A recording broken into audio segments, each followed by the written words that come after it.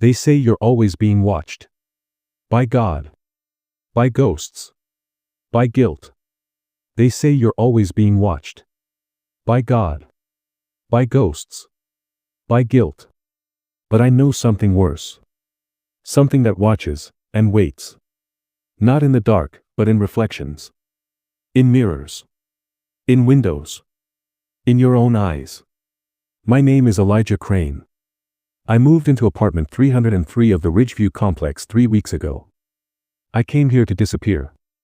But something else found me instead. The building was old, one of those post-war concrete blocks with cracks like veins running through its walls. Paint peeled like sunburned skin. Hallways always smelled of dust and forgotten time. But it was quiet.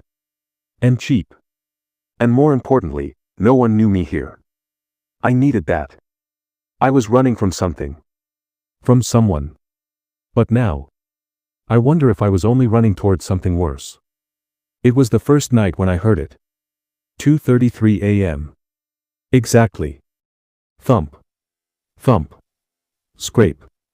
Footsteps. Above me. I sat up in bed, heart steady but curious. I live on the 3rd floor. The top floor. There shouldn't be anyone above. I waited, held my breath. Thump. Scrape. Heavy. Deliberate. Like someone dragging a broken leg across hardwood. But I thought, maybe there's an attic. Maybe rats. I didn't sleep that night. But I didn't feel afraid. Not yet. The next morning, I went down to speak with the landlord. Mr. Kells. He was a sour old man who smelled of coffee grounds and regret. There's no 4th floor, he muttered, barely looking up from his crossword. Fire took it back in '88. We sealed it. No stairs. No access. Nothing. I stared at him. But I heard something. Not possible, he snapped. Place is sealed shut. He looked at me then. Really looked. Like he was about to say something else. But he didn't. He just smiled. Too wide. Too long. And whispered. Some things don't burn easy. The next night, I stayed up.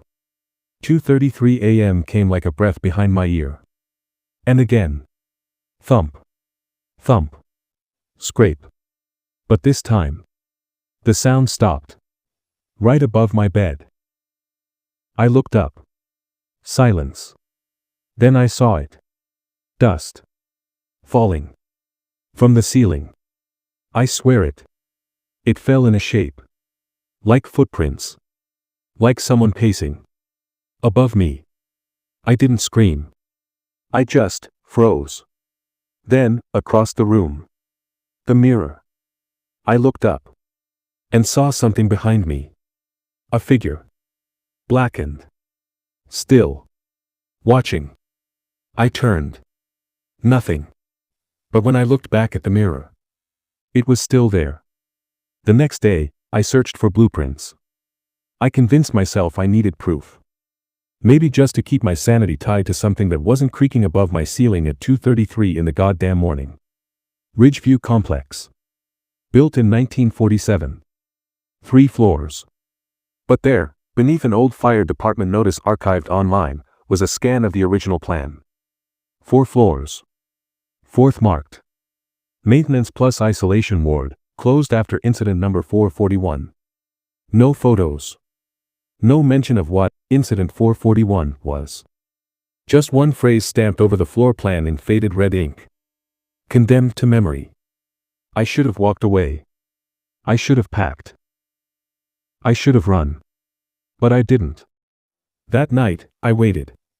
2:33 a.m. No footsteps. No dust. Just a sound I hadn't heard before. Click. Slide. Like a door unlatching. From inside the ceiling. I looked up. There, where the crack had always been. Now a long, thin line of darkness ran across the ceiling. A hatch. I stood beneath it, mouth dry, hands trembling. And I saw something impossible. A cord dangling down. Inviting me that I should have turned away. Should have cut the cord. Should have run. But I didn't. I pulled it. Click. The ceiling split with a sound like wet paper tearing, and a narrow hatch groaned open, exhaling a gust of air that smelled like formaldehyde and old prayers. Above me. A darkness thicker than shadow. No ladder. No stairs. Just the rope. And me. So I climbed. Each movement felt wrong, like I was being pulled, not rising. The air grew colder. Heavier. Like descending into water. Then. My head broke through the hatch. And I found myself in a hallway. One that shouldn't exist. The same layout as my floor.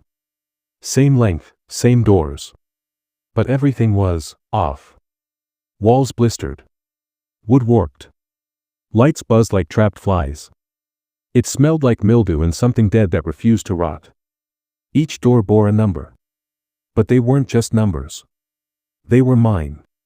303, 303. 303. Again and again. My door. My room.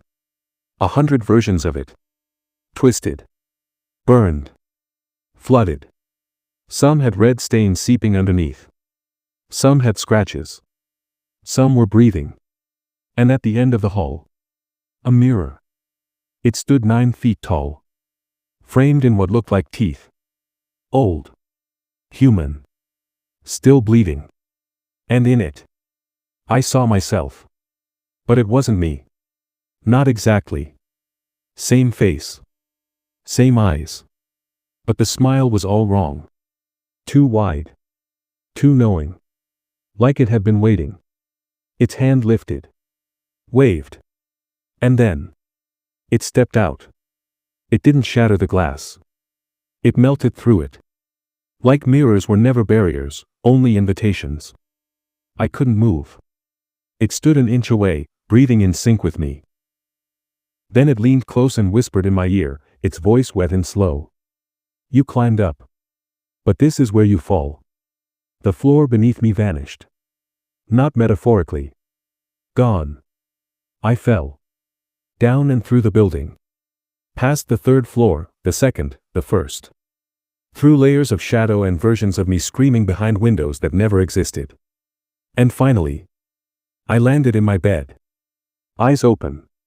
2:33 a.m. My room looked normal. But I couldn't move. I couldn't scream. I could only watch. Across from me. The mirror. And in it. He was still there. Only now. He was blinking. Smiling. Living. While I was trapped. Watching. Just watching. Forever.